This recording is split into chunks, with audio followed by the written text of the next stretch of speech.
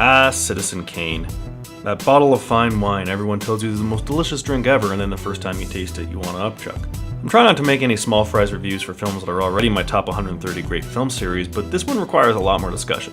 So let's go back in time to my childhood, because it's my review and that's important for some frickin' reason. AFI releases their first top 100 films list, and Citizen Kane is listed as number 1.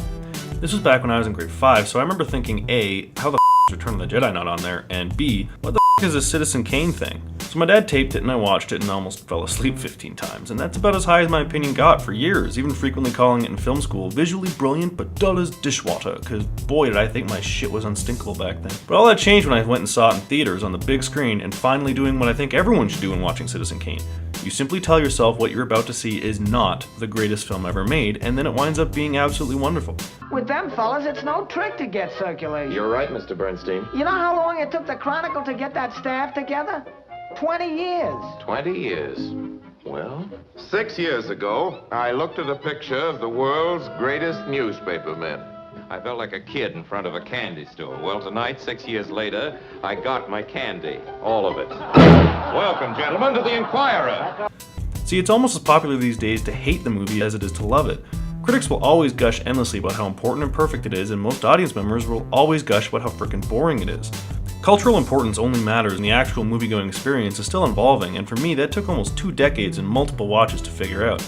Now, I find it the opposite of boring, a film so awesomely filmy that you can pop it in on just about any time or in any mood and find yourself engaged and, yes, even moved. You know, Mr. Bernstein,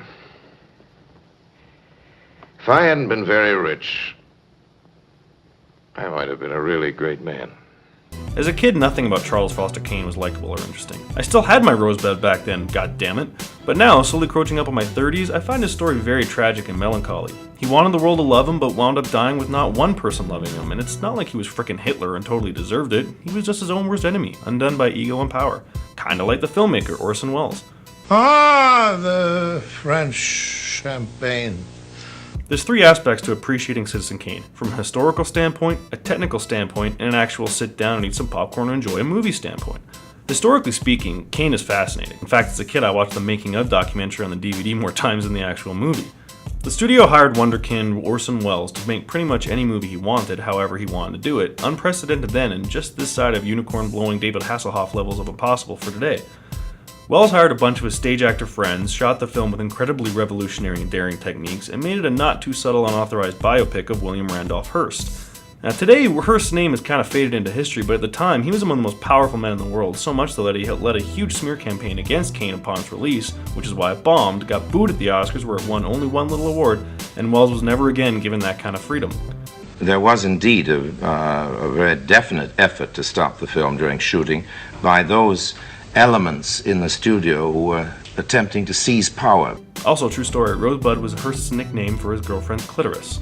Oh, Wells, you cheeky bugger. Like, literally, those are quite the cheeks he has. Anyways, Kane kept being this influential movie despite it tanking, literally influencing just about any filmmaker to emerge in the 60s, 70s, and so on. It's here the opinion of Kane becomes inflated because it really was the #1 most mind-blowing movie to all those guys we now consider classic directors. I mean, ours today are most likely influenced by Star Wars or Ghostbusters, but back then it was all Kane, so everyone thank the movie right now for that.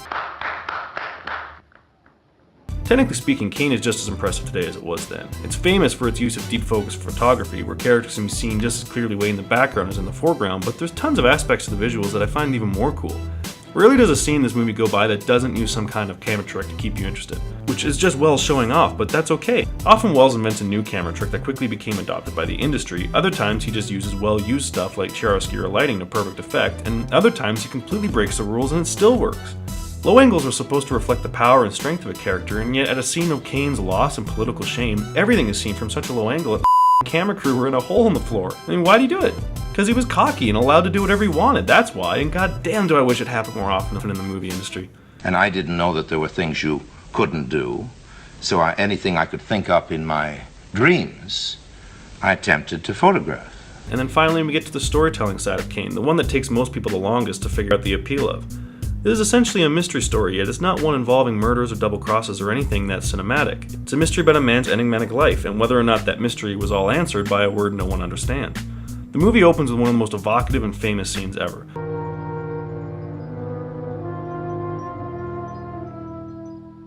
Rosebud.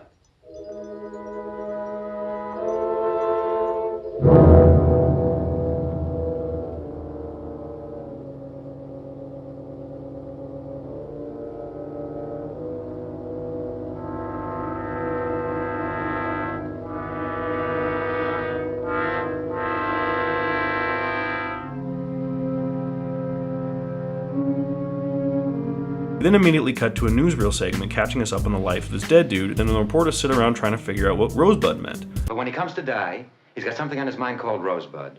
Now, what does that mean? A racehorse he bet on once. Yeah, that didn't come in. All right. But what was the race? Rosebud. Thompson. Yes, Mr. Rosebud. Hold this picture up a week. 2 weeks if you have Don't you to. think right after his death it might be... Find out about Rosebud.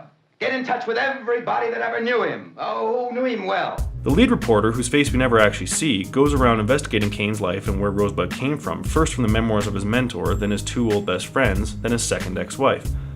With each character we hear similar stories from the same time frames, yet they all add a different perspective on it. Jed Leland's memories of Susan's terrible opera performance is far different than when Susan tells it, giving the movie a Rashomon-type storytelling effect that must have confused 1941 audiences like crazy.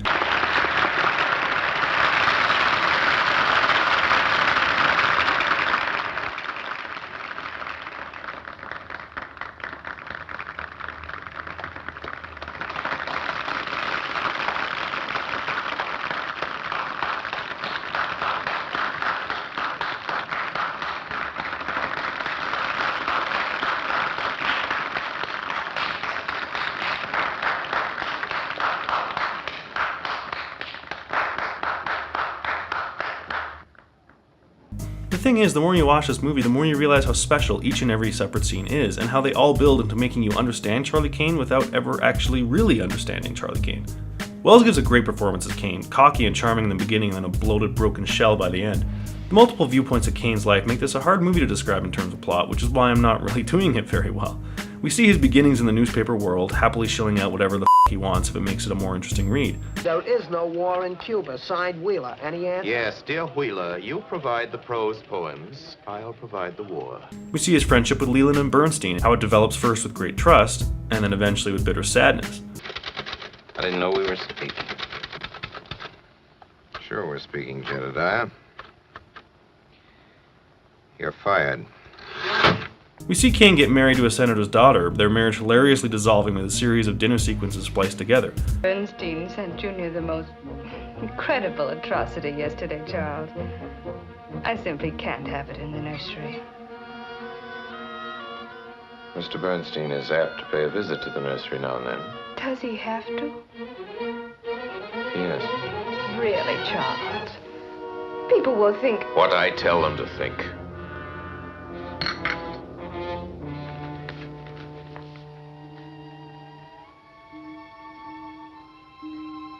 Then we see when it all begins to fall apart for him, right when he's at his richest and most successful politically, but falling in love with a young girl with a toothache. When a gangster threatens to blow the whole story, Kane chooses her over his marriage and career, spending the next few years trying to prove to everyone how right he was by forcing her into an opera career she doesn't have the chops to pull off. Some people can sing, some can't. Impossible! It's not your job to give Mrs. Kane your opinion of her talents. Watching Kane again recently made me realize how ballsy the flick was, not for everything that's in it, but everything it leaves out. Do you remember that his first wife and son were killed in a car accident? I mean, I keep forgetting too, because it's only briefly mentioned once and happens off screen. Like holy shit, Wells, that would normally be the meatiest and most dramatic aspect of the story.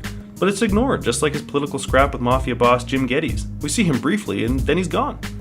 As the reporter gains more insights, we realize how sad this dude's life became. He built himself and Susan their own private kingdom on their own private island, but she doesn't want it, never did, and he refuses to listen. Charlie, I want to go to New York.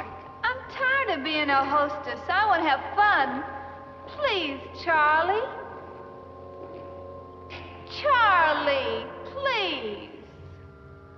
Our home is here, Susan. Eventually she leaves him, he tears her room up like a crazy motherfucker, and he finally hear him say the word again. Rosebud.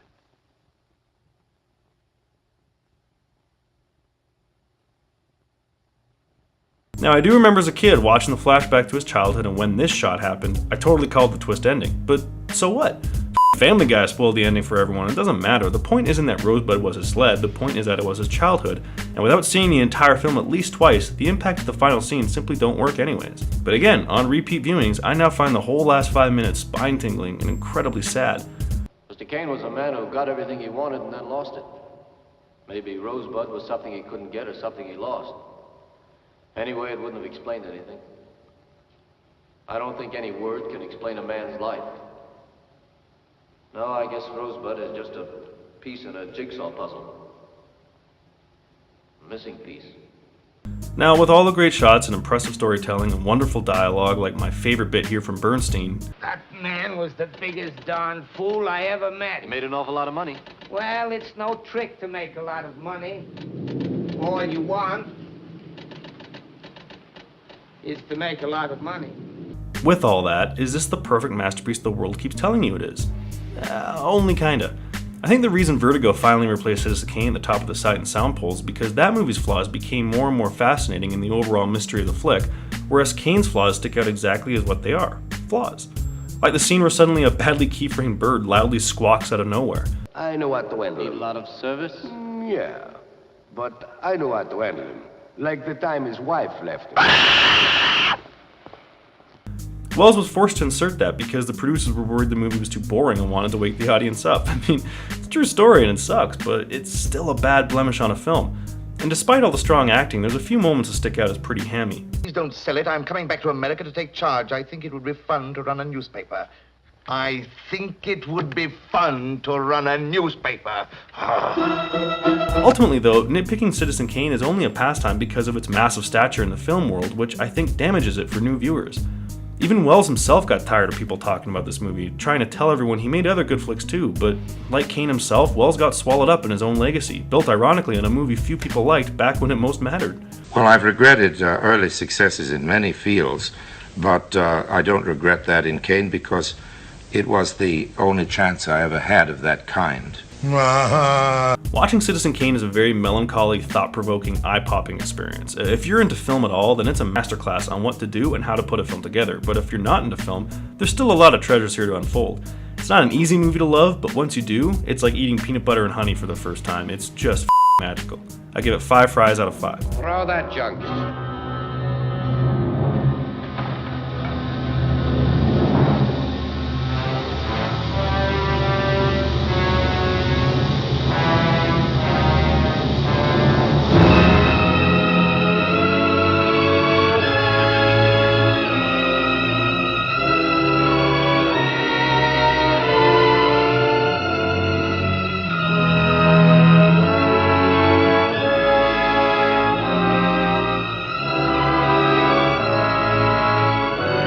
Marks. 102, take 1.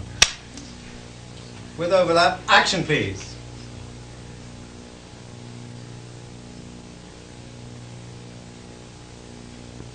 Action Orson, please. Just do anything? No, it's sorry, cut.